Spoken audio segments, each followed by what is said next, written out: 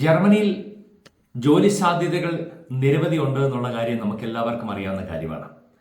കേരളത്തെ സംബന്ധിച്ചിടത്തോളം ഇന്ന് ജർമ്മനി വളരെ അട്രാക്റ്റീവ് ആയിട്ടുള്ള ഒരു രാജ്യമാണ്. നിരവധി സ്കൂളുകളുണ്ട് നമ്മുടെ നാട്ടിൽ ഇപ്പോൾ ജർമ്മൻ പഠിപ്പിക്കുന്നത്. അനുകൂലമായ സാഹചര്യം നാട്ടിലുമുണ്ട്, അതുപോലെ തന്നെ ഇവിടെയുമുണ്ട്. 10,000-കണക്കിന് ജോലിക്കാരെ ജർമ്മനിയിൽ ആവശ്യമുണ്ട്.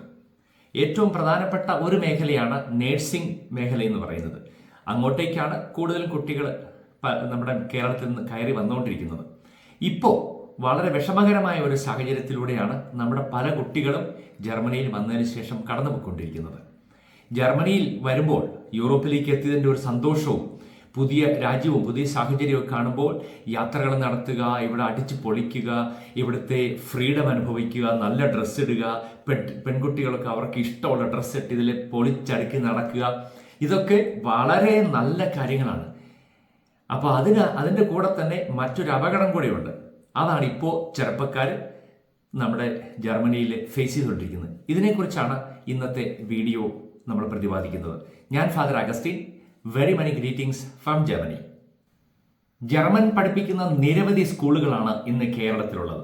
നമ്മുടെ ഈ കൊച്ചു കേരളത്തിലെ ജർമ്മൻ സ്കൂളുകളെ കുറിച്ച് കേട്ടാൽ തന്നെ നമുക്ക് അത്ഭുതം തോന്നും. അത്രമാത്രം സ്കൂളുകളുണ്ട്. പക്ഷെ ഇവിടെയൊക്കെയുള്ള ഏറ്റവും വലിയ പ്രശ്നം എന്താണെന്ന് വെച്ച് കഴിഞ്ഞാൽ കോമ്പറ്റൻ്റ് ആയ ടീച്ചേഴ്സ് ഇല്ല എന്നുള്ളതാണ്. കാരണം ജർമ്മൻ പഠിപ്പിക്കുന്നത് നമ്മുടെ മിക്കവാറും എല്ലാ സ്കൂളുകളിലും ജർമ്മൻ ആ സ്കൂളിൽ തന്നെ പഠിച്ച വിദ്യാർത്ഥികളാണ്. അപ്പോൾ ഈ മൂക്കില്ല രാജ്യത്തെ മുറിമൂക്കൻ രാജാവെന്ന നിലയിലാണ് നമ്മുടെ നാട്ടിലെ ജർമ്മൻ സ്കൂളുകളുടെ അവസ്ഥ എന്ന് പറയുന്നത്. അത് ഒരു സാഹചര്യം.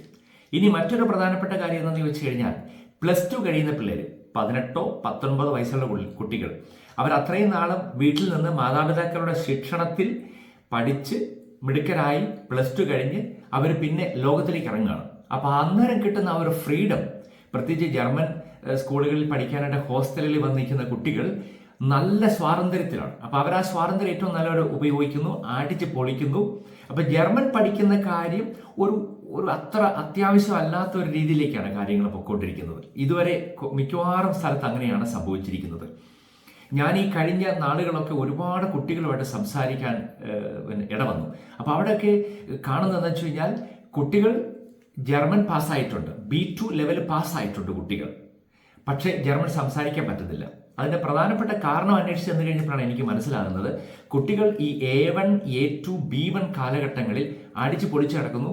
ഇൻസ്റ്റിറ്റ്യൂട്ടിലെ പരീക്ഷയൊക്കെ അത്യാവശ്യം തട്ടിമുട്ടി ജയിക്കുന്നു. പിന്നെ ഗെയിമുകളെയും പരിപാടികളൊക്കെ ആയിട്ട് അങ്ങനെ പോകുന്നു. എല്ലാവരും അല്ല, പക്ഷെ നല്ലൊരു ശതമാനം കുട്ടികൾ. എന്നിട്ട് B2 പരീക്ഷയുടെ സാഹചര്യം വരുമ്പോൾ ജർമ്മൻ ഇൻസ്റ്റിറ്റ്യൂട്ടായ ഗോത്തെ ലാംഗ്വേജ് ഇൻസ്റ്റിറ്റ്യൂട്ടിന്റെ കീഴിലുള്ള എക്സാമിന്റെ സമയം വരുമ്പോഴത്തേക്കും കുട്ടികൾ ചെയ്യുന്ന പരിപാടി എന്താണെന്ന് വെച്ച് കഴിഞ്ഞാൽ ആൻസർ കോഡുകൾ എവിടെ നിന്നെങ്കിലും സംഘടിപ്പിക്കുന്നു, അത് കാണാതെ പഠിക്കുന്നു. അപ്പോൾ സ്പീക്കിംഗ്, റൈറ്റിംഗ്, റീഡിംഗ്, ഹിയറിംഗ്, ഈ 4 മൊഡ്യൂളുകളുടെയും ഇഷ്ടംപോലെ ആൻസർ കോഡുകൾ കിട്ടാനുണ്ട്. അത് കുത്തിയിരുന്ന് കാണാതെ പഠിക്കുന്നു, പോയി പരീക്ഷ എഴുതുന്നു.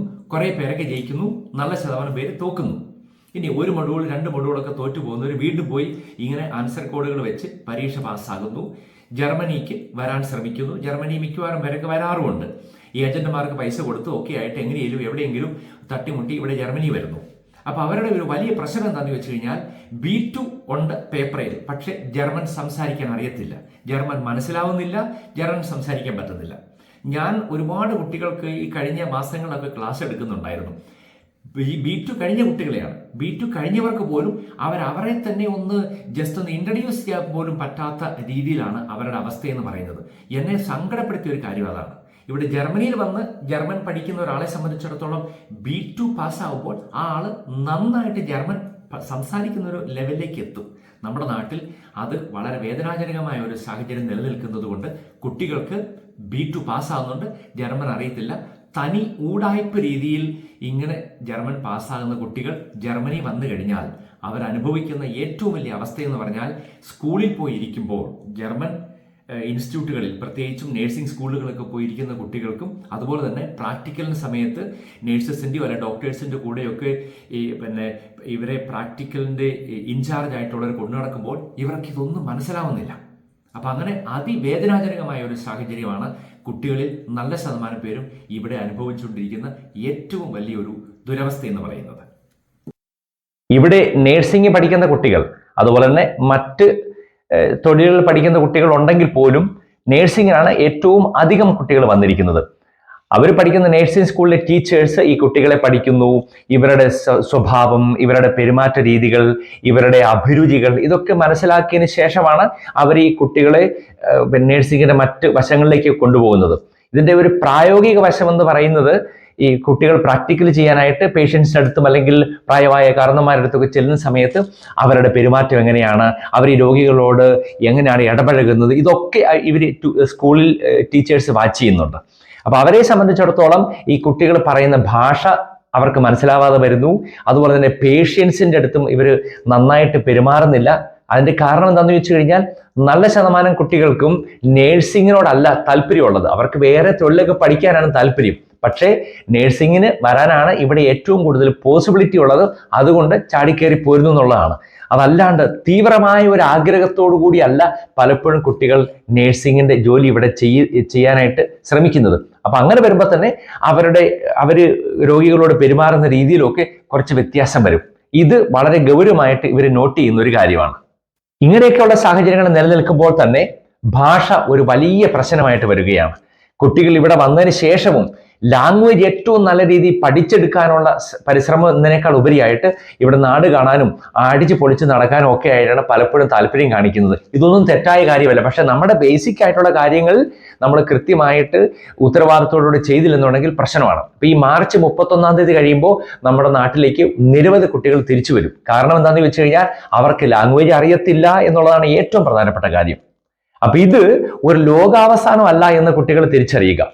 അതുപോലെ തന്നെ ജീവിതത്തിന്റെ അവസാനമായി എന്ന് ചിന്തിക്കരുത്. കാരണം എന്താണെന്ന് ചോദിച്ചു കഴിഞ്ഞാൽ നാട്ടിലേക്ക് തിരിച്ചു പോയതിനു ശേഷം നന്നായിട്ട് ജർമ്മൻ പഠിച്ച് വീണ്ടും തിരിച്ച് ജർമ്മനിക്ക് വരാനുള്ള സാഹചര്യങ്ങൾ ഇഷ്ടം പോലെ ഉണ്ട്. കാരണം ഇവിടെ ജോലി സാധ്യതകൾ അനവധിയാണ്. 10,000-കണക്കിന് നേഴ്സസിനെയും മറ്റ് ജോലിക്കാരെയൊക്കെ നമുക്ക് ആവശ്യമുണ്ട്. അതുകൊണ്ട് ആ കാര്യത്തിൽ ഒരു ടെൻഷനും ആവശ്യമില്ല. എന്നോട് കഴിഞ്ഞ ദിവസം ഒരു കൊച്ചു പറയുകയായിരുന്നു, വീട്ടിലേക്ക് സാഹചര്യങ്ങളൊന്നും പറയാൻ പറ്റത്തില്ല. കാരണം എന്താണെന്ന് വെച്ചാൽ വലിയ കടബാധ്യത വരുത്തി വെച്ചാൽ വന്നിരിക്കുന്നത്.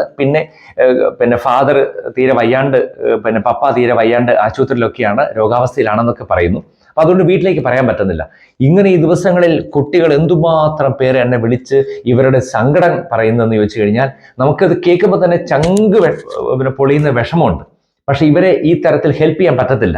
കാരണം എന്താണെന്ന് വെച്ച് കഴിഞ്ഞാൽ ഇവിടെ വിസ മാറണം, ഒന്നാമത്തെ കാര്യം. ഇനി രണ്ടാമത്തെ കാര്യം, നമുക്ക് പുതിയൊരു ജോലിക്കാരനെ കിട്ടണം, ഒരു കമ്പനിയെ കിട്ടണം, അതുപോലെ തന്നെ താമസ സൗകര്യം ഉണ്ടാവണം. ഇതിനൊക്കെ ഒരുപാട് നൂലാമാലകളുണ്ട്. ഇങ്ങനെയുള്ള പ്രോസസ്സുകളൊക്കെ ചെയ്ത് റെഡിയായി വരണ ഒരു 4 മുതൽ 8 ആഴ്ച വരെ എടുക്കും. അതിനുള്ള സാഹചര്യം ഇനിയില്ല. കാരണം ഇന്നലെയും മിനിഞ്ഞാന്നും ഈ ദിവസങ്ങളൊക്കെയാണ് കുട്ടികൾക്ക് പലർക്കും സ്കൂളുകളിൽ നിന്ന് ക്യാൻസലേഷൻ കിട്ടിയിരിക്കുന്നത്.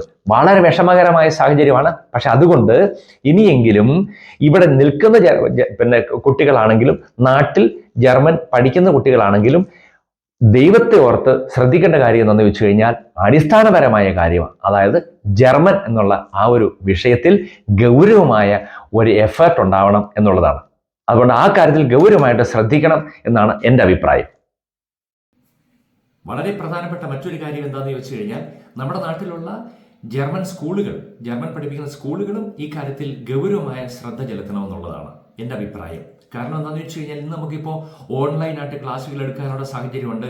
അത് ഇവിടെയുള്ള മലയാളി കുട്ടികളെ കൊണ്ട് ഒരിക്കലും ക്ലാസ് എടുപ്പിക്കരുത്. എന്നോട് കഴിഞ്ഞ ദിവസം ഒരു കൊച്ചു പറയാണ്, അച്ചോ ഞാൻ ഇവിടെ വന്ന് ജർമ്മൻ കോഴ്സ് പഠിക്കുന്നുണ്ട്, എനിക്ക് ജർമ്മനൊന്നും മനസ്സിലാവുന്നില്ല.